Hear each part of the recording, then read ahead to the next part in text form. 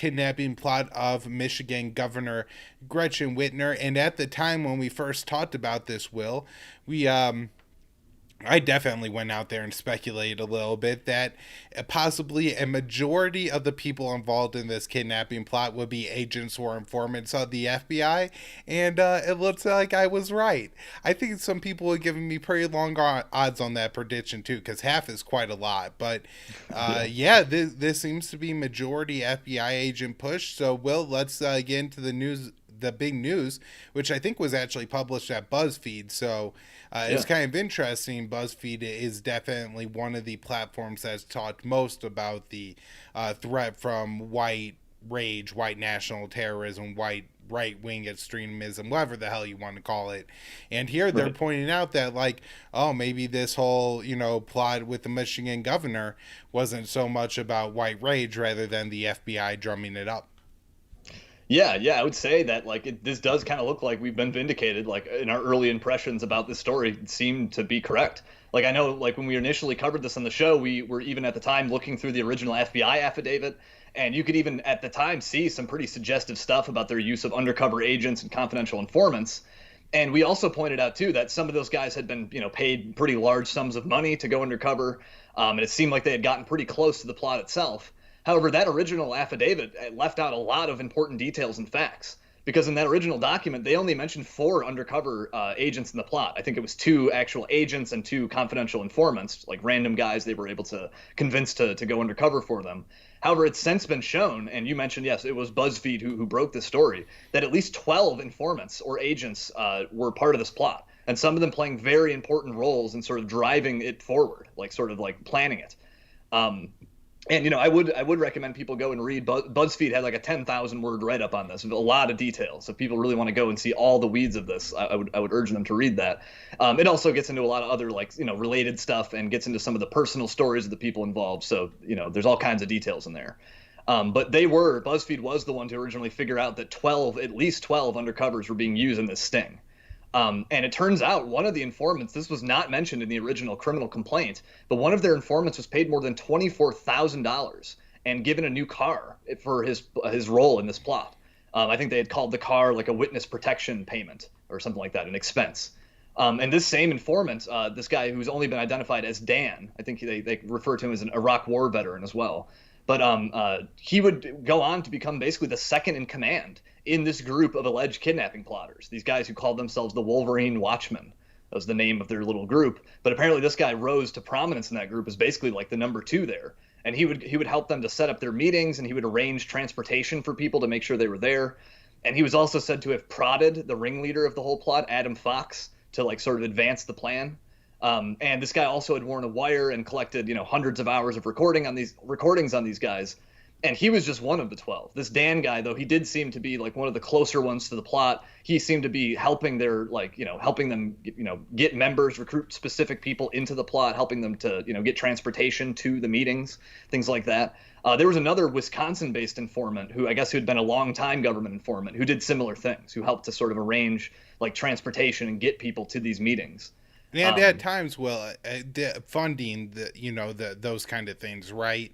That seems to be maybe an important thing to me. Like if you weren't gonna go somewhere, and then somebody's like, "Well, I'll pay for the transportation and the room," you're like, "Okay, I get it." It's kind of like a free vacation, in a way to some people. So it seems to be like they're really incentivizing it. They're paying for some of this stuff. Oh, absolutely. There's a bunch of different types of expenses that the FBI talks about. There's some of it is that 24,000. I think that was straight up just compensation. They were just paying the guy for his time and for his services. But then I think they paid another couple $1,000s to reimburse him on money that he had spent while working undercover, which I don't think they outline all the things money was spent on, but clearly that has to do with advancing the plot and helping to I don't know if it was buying gear or like you said just gas money or something like that. But clearly it was quite a bit, because it was in the several thousands of dollars they were reimbursing some of these informants on. And so, yeah, they are paying to make some of these things happen. There was also another actual FBI agent who apparently had made contact with this group and was going to sell them explosives. But that never actually came to fruition. But it seemed like this was kind of like just a way for them to lure them into doing something even more radical. That was like the next step. Okay, let's get them to buy explosives now. See if we can hit them for terrorism charges or something, something like that.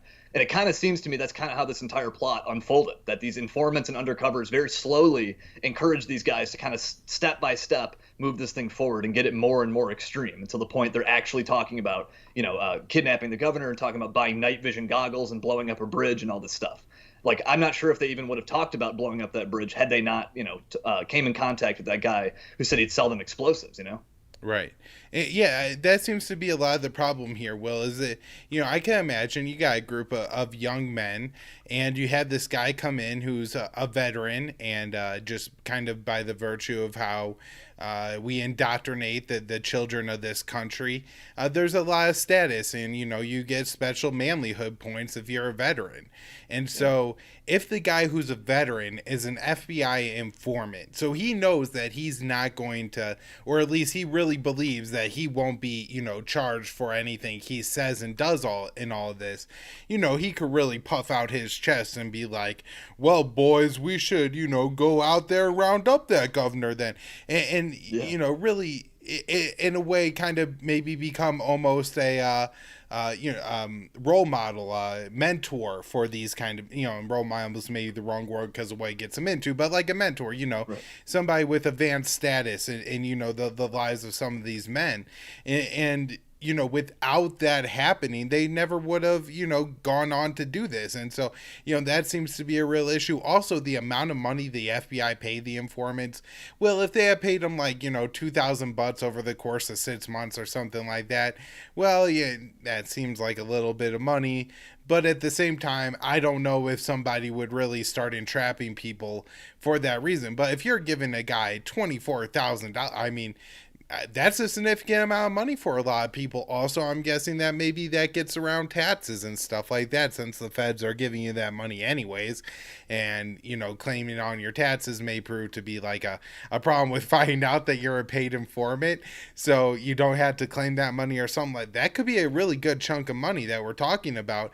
And what, if you're a person of low morals, then I don't think it's impossible that you think I'm going to entrap some idiots into doing something. And, the FBI is probably telling you, well, you're just helping to flush out like the snakes of our society, right? That's what you're doing. That's why this is so important.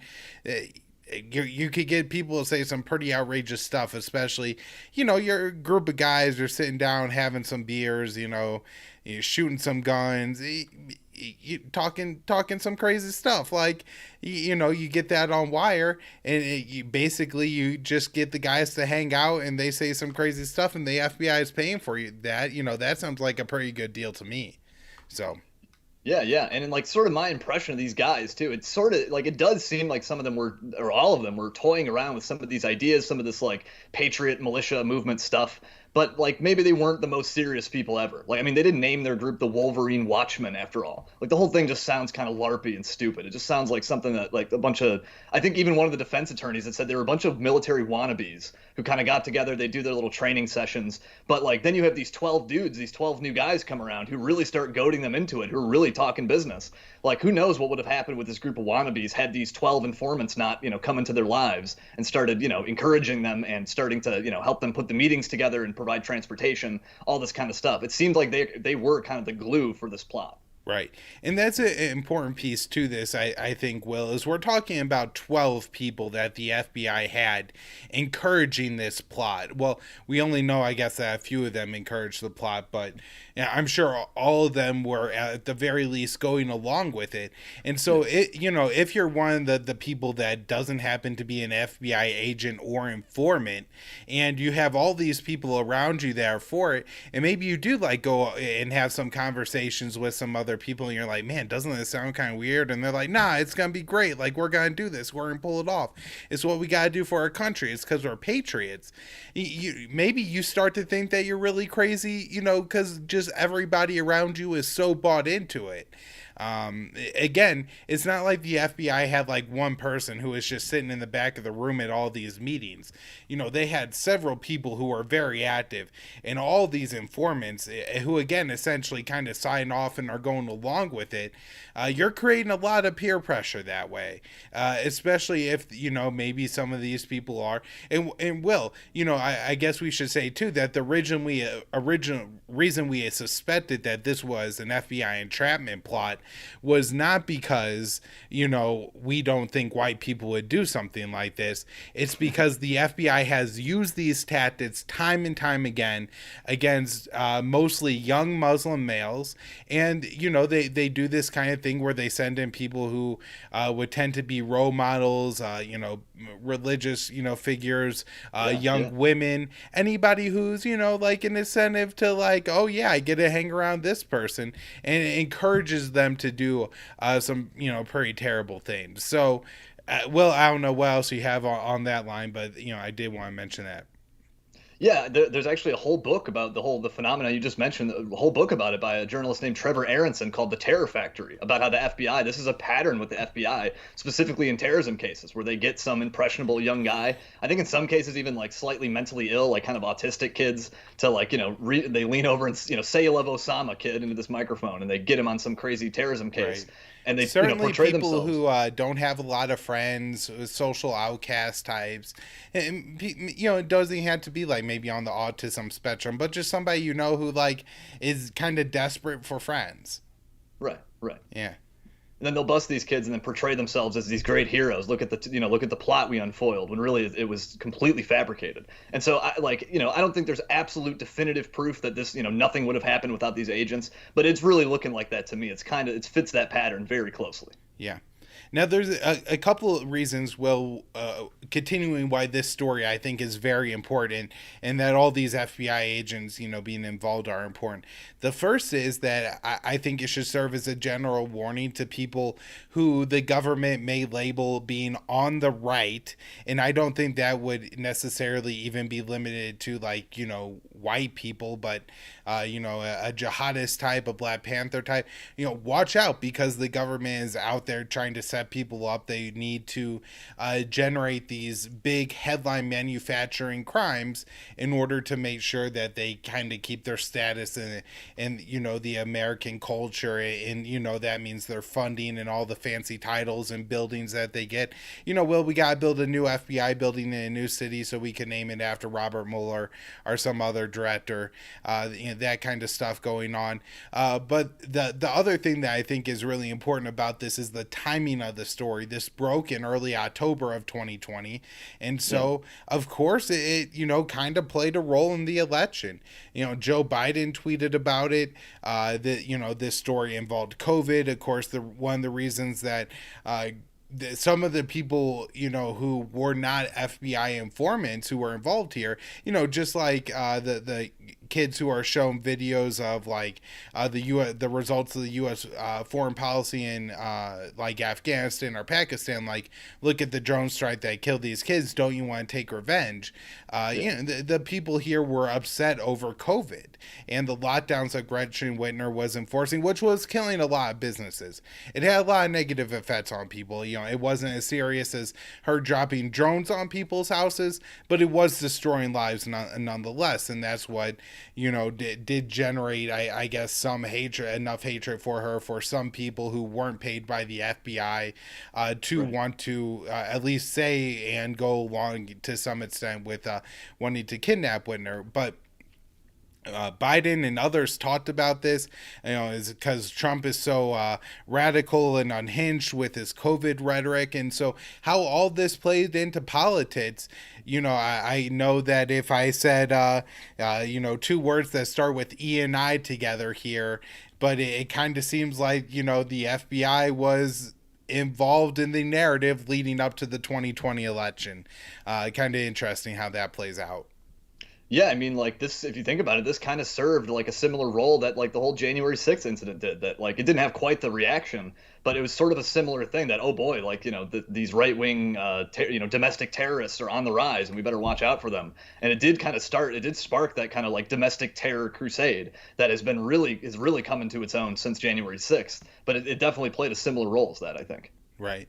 And then one last thing, Will, I think one of the FBI agents involved got arrested for some domestic abuse. So this certainly seems like it may, hamper his credibility come trial. Yeah, yeah, absolutely. I only pretty much read the headline of that. I do know that there was a domestic case with this guy, but I actually don't know all the details there. Yeah, I don't think a whole lot of the details had come out, Will, but it Yeah. is interesting here that I don't know the rap sheet of all the people indicted who are alleged to be in the conspiracy plot here, but it seems like the actual violent people were the ones that were paid by the FBI. Yeah. I don't know if anybody who was indicted in the conspiracy has actually done anything as violent as this FBI agent apparently did to his wife. So that Right. who should be taking off the streets here, and who should we be concerned with? All right, Yeah. well,